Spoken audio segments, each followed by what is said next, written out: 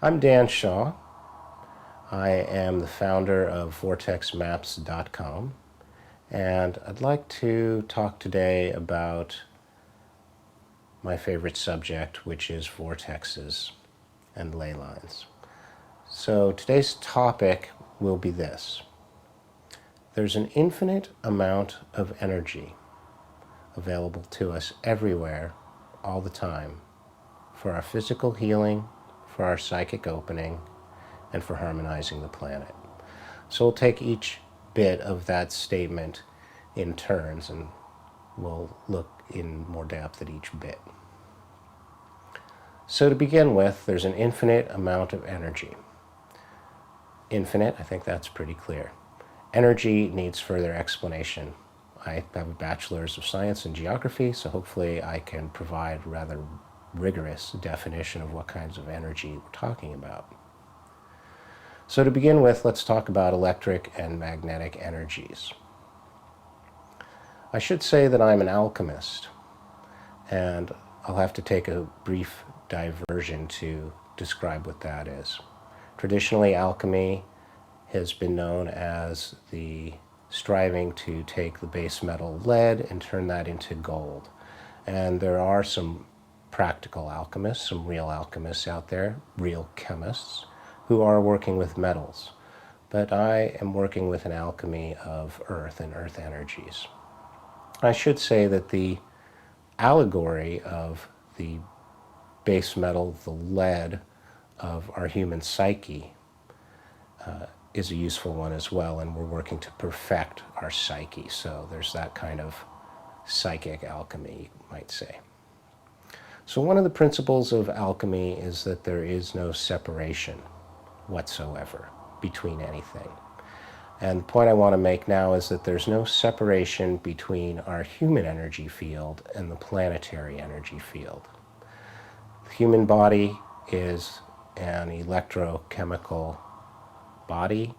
Every cell has chemicals in it, has its electrical field, and some people can perceive that visually, and that's called the aura. And we also have an energy system which in Chinese medicine, the acupuncture system is composed of meridians and points. And I would say that the microcosm is reflected in the macrocosm, so and vice versa. Our human body has an aura, it has acupuncture meridians and points, and I believe that the planet also has this similar and same thing, that the planet has energy points, it has energy channels, it has an energy field. People sometimes ask, what's the use of studying vortexes and ley lines? And I would say it's similar and the same thing to studying the human energy field. When you understand how the physical world is put together, then you can more effectively work with that. Human energy field and the planetary energy field are not separate. They're one thing.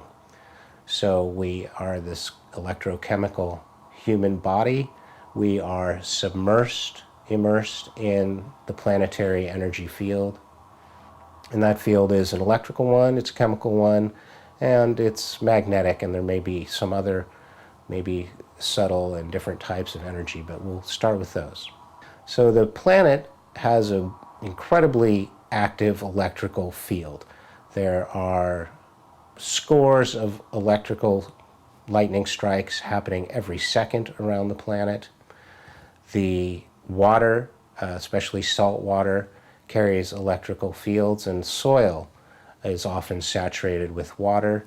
It carries electrical currents, and using geophysical tools, we can measure electrical conductivity and resistivity in soil. And I also want to mention that granite-bearing rock has quartz crystal in it. Quartz crystal is piezoelectric. In other words, under pressure, it does generate an electrical charge. And of course, in rock underneath the earth, quartz crystal is under pressure. So there are electrical currents in the earth, above the Earth as well, of course, in clouds and lightning storms and such. We've talked about that, but perhaps there's a more subtle level, I'll just suggest. So the human electrical body is in this very dynamic and changing planetary electrical body.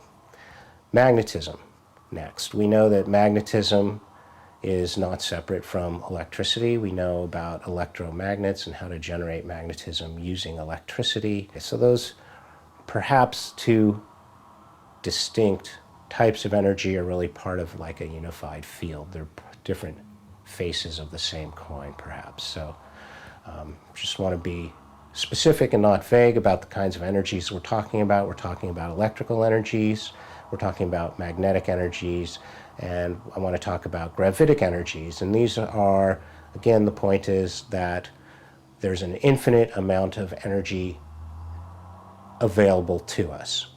So gravitic energies, these are also highly dynamic energies. They're measured not just in the vertical.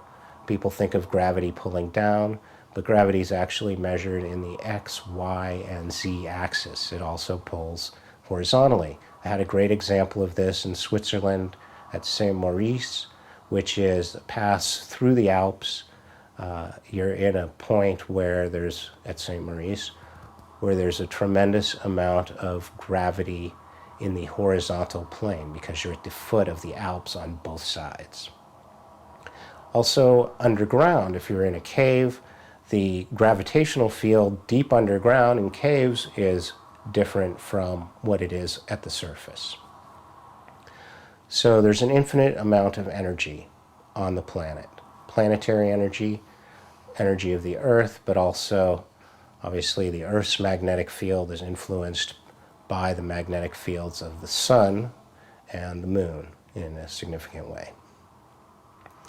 So it's very important, this Earth's relationship to the sun. It's a geometric kind of a relationship, and the Earth's fields, energetic fields and weather patterns are influenced primarily by the sun.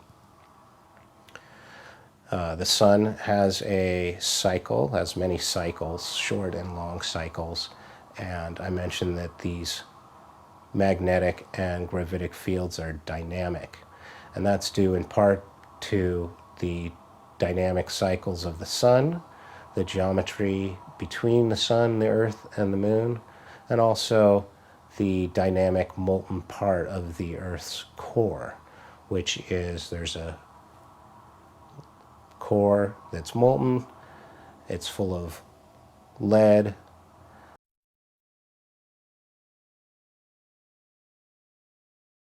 some magnetic material. It's slowly cooling off over a long period of time. It's forming a crystal in there. And so both the inner core of the Earth and the sun contribute to these energies that we're talking about. There's an infinite number of vortexes, really. It's, you might say, holographic. And there are vortexes around the planet which you could say are analogous to the primary chakras in the human body. But I want to say that there are many different systems for classifying vortexes. In fact, probably as many as there are vortex researchers. So you can find a number of different systems for classifying vortexes around the Earth, according to which chakra they relate to, or perhaps whether they're masculine or feminine, yin or yang. You might say positive, neutral, and negative. There's a number of different systems. But it's holographic, so there are vortexes literally everywhere on many different scales. Let's talk for a moment about the different patterns of vortexes. Perhaps the best known terminology for patterns of vortexes is ley lines. Ley lines, to be precise, are straight line alignments of sacred places. There are other kinds of alignments. There's curvy lines, for example. What might be referred to more as the dragon energy, or perhaps the feminine accompaniment to the masculine straight lines. So when I'm looking for vortexes, I'm looking for straight lines, alignments of sacred places, and I have to address statistical significance. And on any pattern of random dots, one can imagine patterns in a random collection of dots, let's say. Paul Devereaux has done some important work on statistical significance of sacred sites in straight line alignments to avoid the possibility that we're imposing some kind of artifice, some artificial idea of the alignments on the planet. We need to make sure that there's a statistically significant number of sacred sites on a straight line in a small geographic area. So that might be 4 or 5 sacred sites in a precise rifle sight type straight line alignment in an area of just 5 or 6 miles. There are other patterns of vortexes that you can look for. You can look for circles of points. That'll be points equidistant from some central point. It turns out, as you'll read in the Vortex Field Guide, that many vortexes tend to be 54 miles in diameter. In other words, 27 miles in radius. So you'll see a central point with points around it 27 miles distant. You can see these even on a standard road map because roads often will follow the contours of rivers and mountains. So if you're looking at a road atlas, you might look for circles and half circles of 27 miles in radius.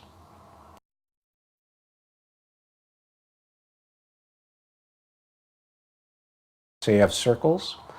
Often you'll have circles in harmonic proportion to each other. So you'll have 2 circles of the same size that are slightly overlapping to form the Vesica Pisces. Or you'll have a circle with another circle outside of it, concentric circles, where the larger circle is twice the diameter of the smaller circle. Or you may have, other than doubling, you may have a Fibonacci kind of a ratio. You'll also find sacred sites in forming patterns of triangles. The 3, 4, 5 Pythagorean triangle is particularly important.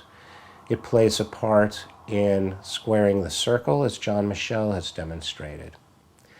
Also, the 3, 4, 5 triangle plays a vital part of the Earth-Star Globe by Beth Higgins and Bill Becker, which I published.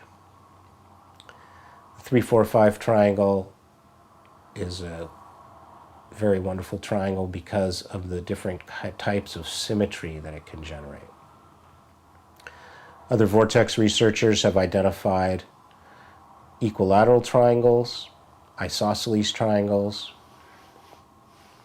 Vortexes also occur in patterns of stars, 5 and 6-pointed stars. And you can see that in the works of Peter Champeau. You can see it in the works of Nicholas Mann. There are a couple other types of visionary maps. I'll just mention them briefly. We'll get back to our primary topic. So we have straight line alignments. We have various geometric patterns. You'll also find vortexes. These are natural and man-made vortexes occurring in patterns that reflect the constellations.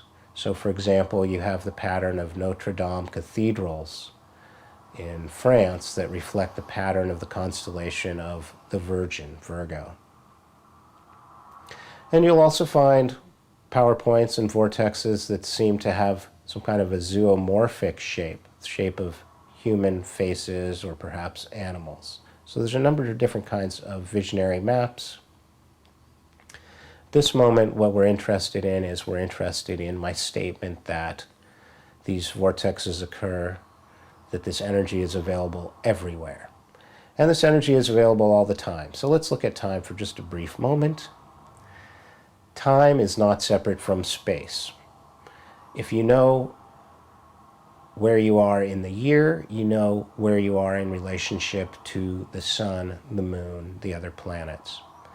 The medicine wheel represents the unity of time and space. If you're at the center of a medicine wheel, which you are, wherever you are, and you look out over the points of the wheel or out over the horizon, that tells you where you are in space, and it also tells you where you are in time, where you are in the year, and where you are in this great year, this much longer cycle that's peaking in 2012, which is known variously in different traditions. The Mayans know this cycle, which is approximately 13,000 years, and its multiples of 26,000 years, 52,000 years. The yugas, it's known in the traditions of India. So these vortexes are cyclic. They may be spinning in one direction at one time, spinning in another direction at another time. They may be active at certain times and passive at certain times. They'll affect everybody differently, and they may affect an individual differently at different times. So there's an infinite amount of energy available to us everywhere all the time, for our physical healing, for our psychic opening, and to harmonize the planet. So let's look at our physical healing. Some people report that at these energy points, that they have relief from physical symptoms. That may be pain, ringing in the ears, other types of physical symptoms.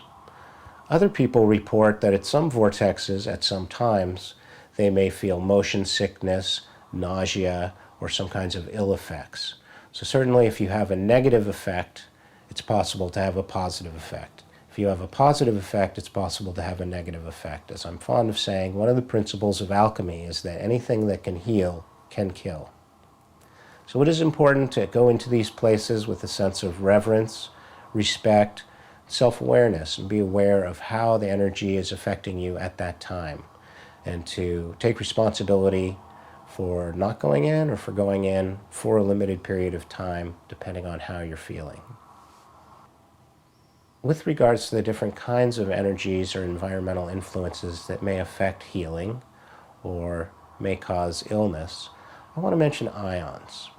It's well known that certain hot winds are associated with greater incidence of people being admitted into hospitals, more violence.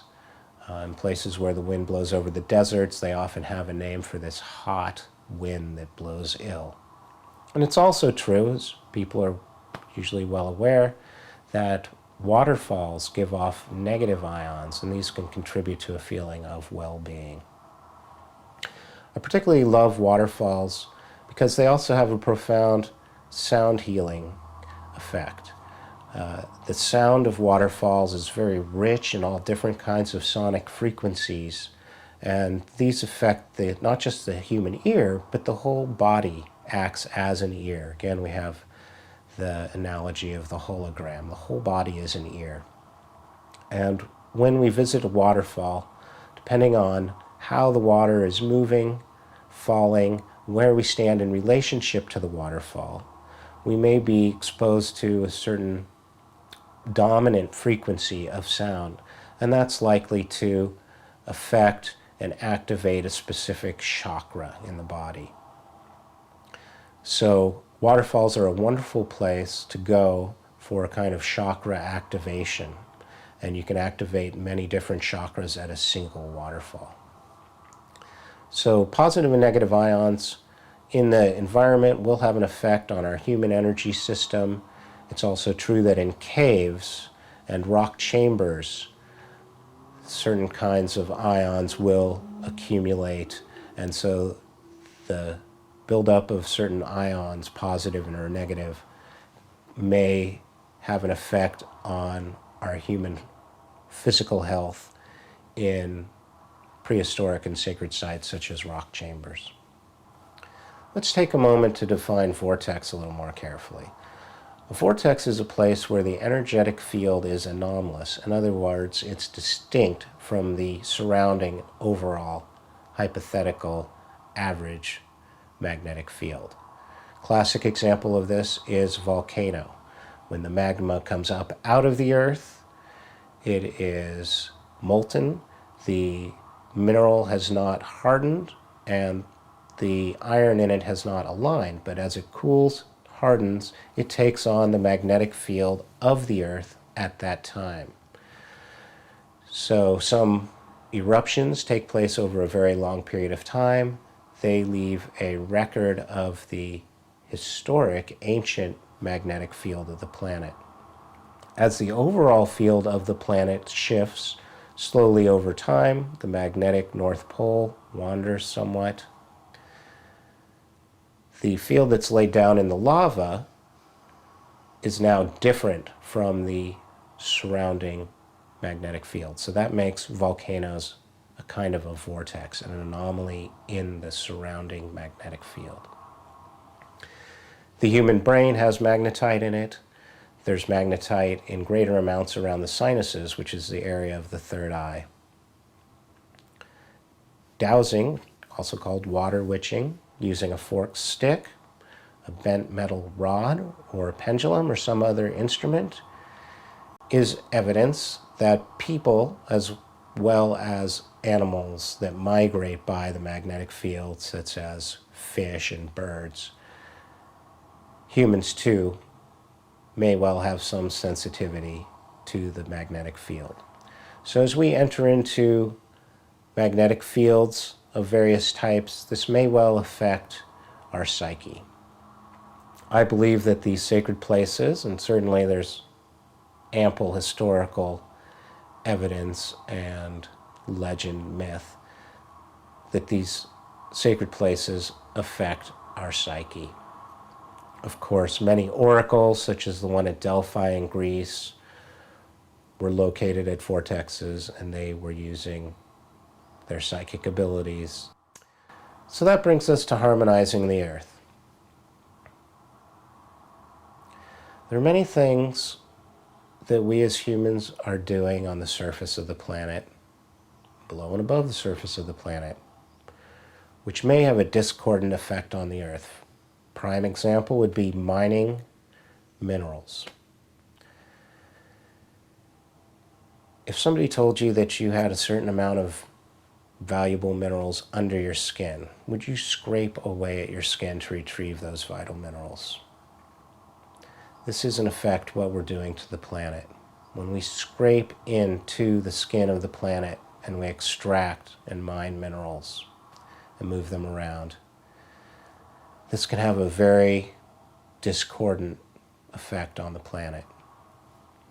When we inject chemicals into the earth in order to fracture it under pressure to release natural gas, when we are drilling for oil and we're pumping water in to get more oil out, all these things have a profound effect on the energetic field of the earth.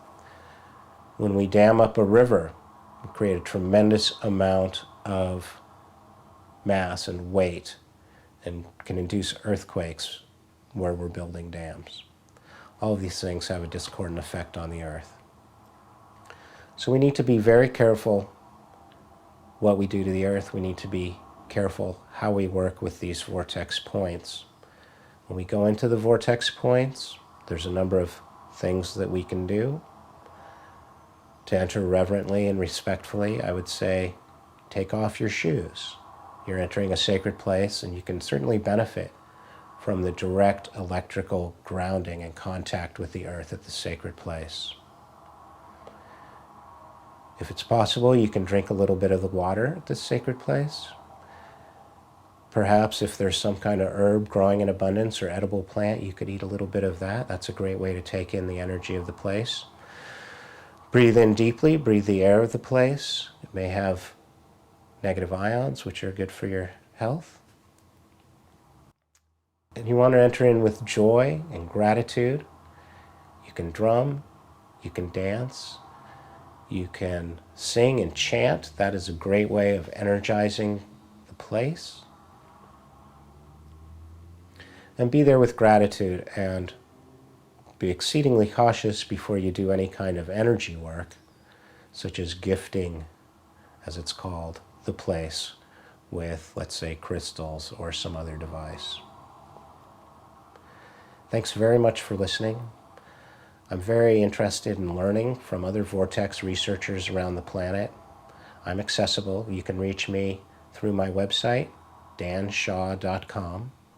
And I encourage you to visit vortexmaps.com, where there's loads of free information on vortexes.